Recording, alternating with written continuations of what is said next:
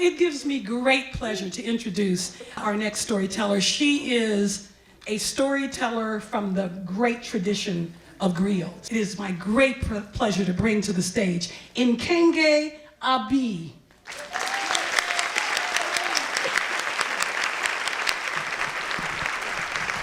Thank you, Mary. I have to say that pretty soon I'll be 61 years old, and I have never been in a beauty salon. Now, I know for some people that's sacrilegious, right? I know it's like, oh, that's a sin. Because some people treat the beauty salon like church. They really feel like that, but, you know, I didn't grow up that way. I grew up not understanding anything about hair as a child. In fact, I read an article some years ago and it asked the question, is your hair political? And it took me all of 3 seconds to say, yes, my hair is political. I wasn't raised to know that it was political, but a series of life experiences as a black female taught me that my hair was political. I want to start out with talking about in my family. Now, my grandmother was a fair-skinned lady, so she had pretty straight hair, so she didn't have to press her hair. So she never used a pressing comb. Now, my mother had long hair that my aunties and them used to call heavy hair. I don't know if any of y'all heard that or not, but heavy hair is your hair's thick, it's got some wave to it, but it's not kinky, so you can put some water and some grease on there and brush it and pin it up. Okay, so here's me. Now, I didn't have the heavy hair. I just had hair. You know, I had a lot of hair, and I was fine with it. Nobody ever told me that I had postman hair. You know what postman hair is? Every nap has its own route. Nobody accused me of having postman hair. So my grandmother would sit me down between her knees. She would braid up my hair, and that's how I went to school. No problem. I didn't think much about it. It was my hair. I went to school. It was braided. It was neat. No problem. So when I was about 10 years old, that was back in 1962, I was 10 years old, and I had been chosen to be the mistress of ceremonies for our class puppet show. And I was really excited, because first of all, I never got chosen for anything, because usually the little lighter-skinned girls got picked, and I didn't get picked. But that was okay. But I was excited. I'm going to be the mistress of ceremonies for the puppet show. Now, my teacher, Miss Moore, she asked me to stay after school because she wanted to talk to me.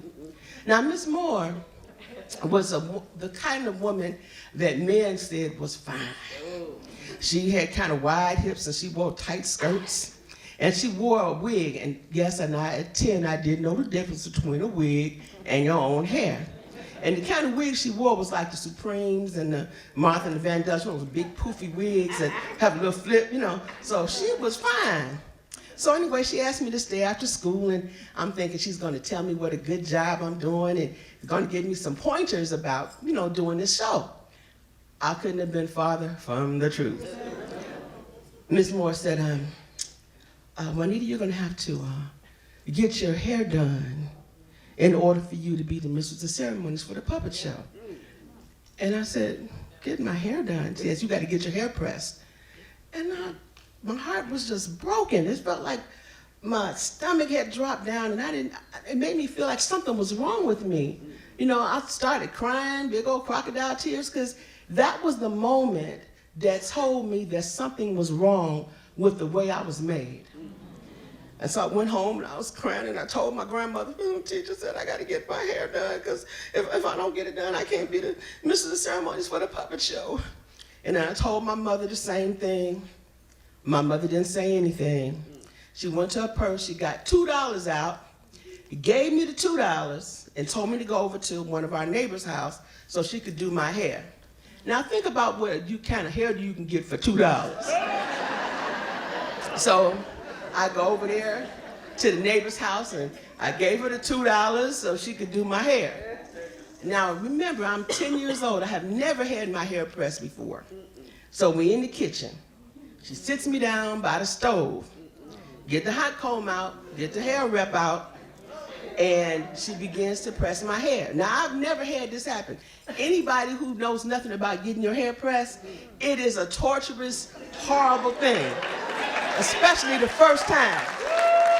I'm sitting there, and this hot comb is that she just took off the fire off the gas stove. She's putting it close to my face, and I'm like ducking and dodging. She said, "No, sit still. I'm ducking. You burning me with this." When she got finished, I had burns on my ears, burns on the back of my neck. I was just mortified. Then she got the bumpers out. Now, bumpers is like the big curlers, right? Yeah. Not the ones that y'all have that you plug in, electric, that you can dial up and down. These are the ones you put on the fire.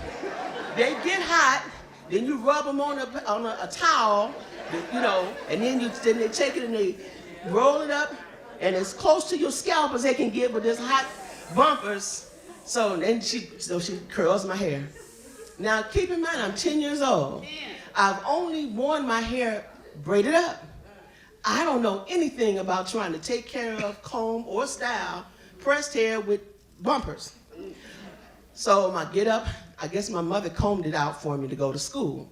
Now, I don't know what I look like by the time I got up there. I have no idea how I was looking.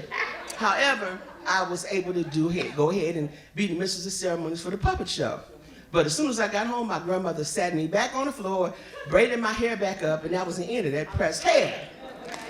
So when I think I was getting ready to graduate and go to high school, my mother decided that I was going to get, for the first time, I was going to get a perm. Okay. Now, she sent me to her friend Shirley, who worked at the barbershop, to get a perm. People, do not send your 13-year-old daughter to the neighborhood barbershop to get a perm. They don't test your hair. They don't do any of that. They just put the stuff on there. And I guess in a way, she was doing me a favor because she didn't make it really, really straight. So I really didn't have a perm. I had a semi-perm, and it was temporary. And so I'm ready to go to school.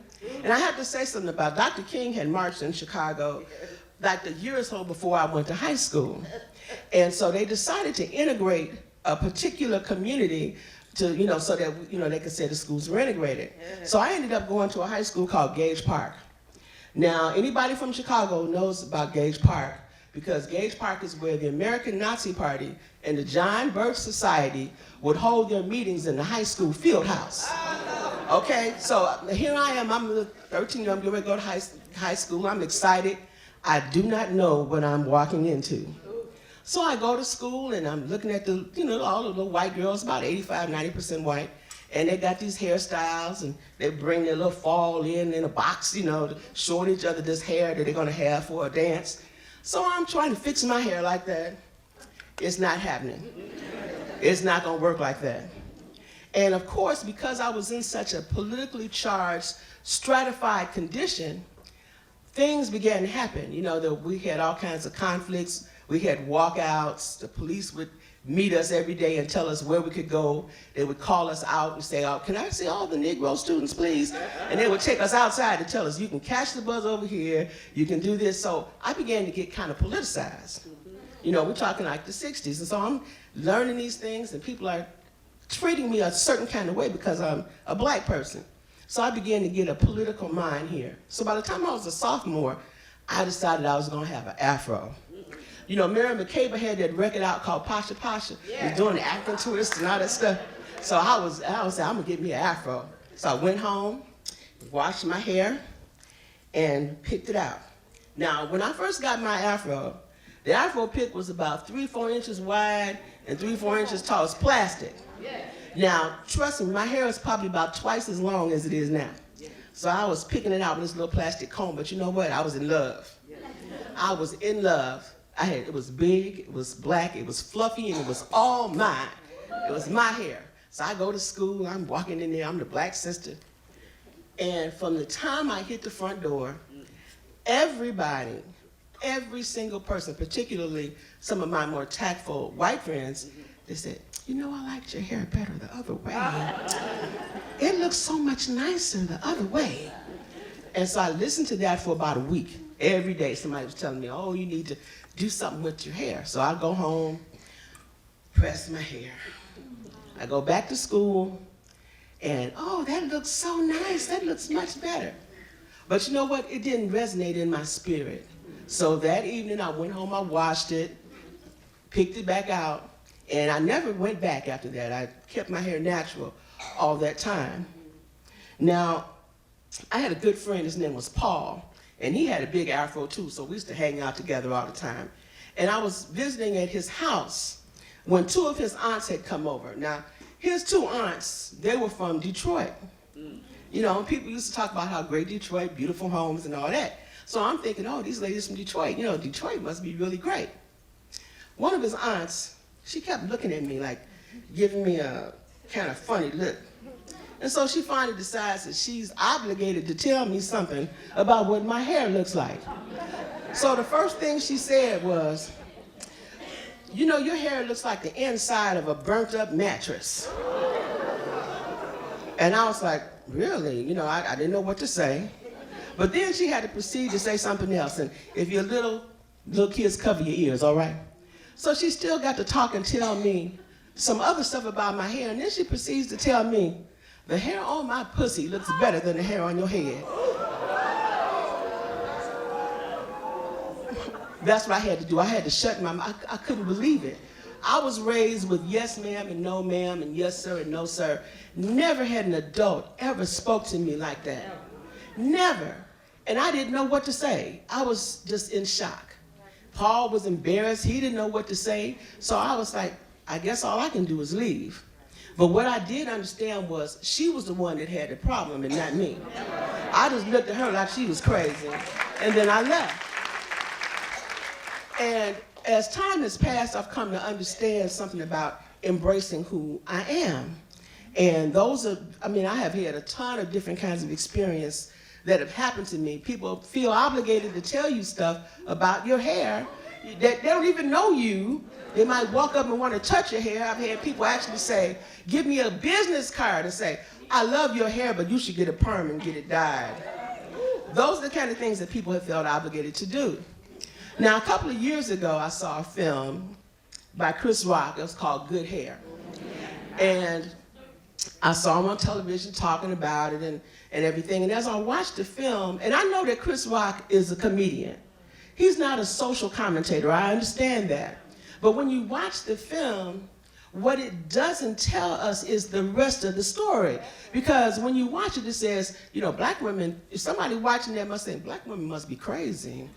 They spend thousands and thousands of dollars. They put hair on layaway and all these kinds of things that he talked about in the movie. And nobody understands when you watch that film, they don't understand that the 400 years of the African diaspora has affected the way we see ourselves. Now, you know, some of us can afford to get nose jobs and, you know, whatever the other things people do to alter their looks. But we pretty much can't change our color, and we can't change our faces, but we try to change our hair. So we can try to have some semblance of beauty based on somebody else's standard of beauty. So after I saw that film, I decided that I needed to do something. And what I began to do, and we've had them here at this museum, I organized what we call natural hair celebrations. And in the natural hair celebrations that we have had here at the Wright Museum, I believe that when we talk about it, we let people understand who we are, how we came to be this way. And then when you make a decision, because I'm not here to tell you how to wear your hair. I'm not here to tell you that you need to get a natural, I'm not here to do that. All I want us to understand is how we came to make those choices. So then when you make the choice, it's an informed choice, right? You know, so okay, I decided I want to wear my hair a certain way, but I understand that I'm kind of trying to fit into the norm of everything. So I think of myself as definitely as a political person when it comes to hair. You know, to embracing who I am as an African woman. I love who I am as an African woman. I love who we are as African people, those of us who have kinky, straight, braids, locks, however we wear our hair. I love who we are like that. But I have to tell you, if somebody comes up and they ask me, is your hair political? I'm going to say, damn, Nkenge is political. Thank you.